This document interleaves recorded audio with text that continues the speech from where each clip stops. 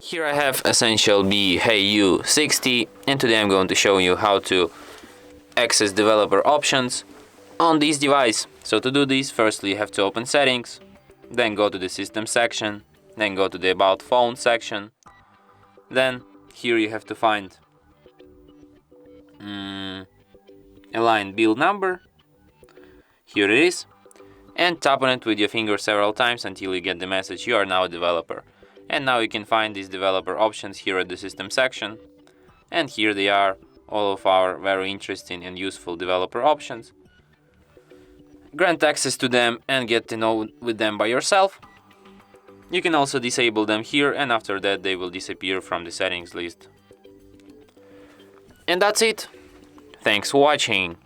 If you find this tutorial useful, don't forget to hit that like button and subscribe to our channel.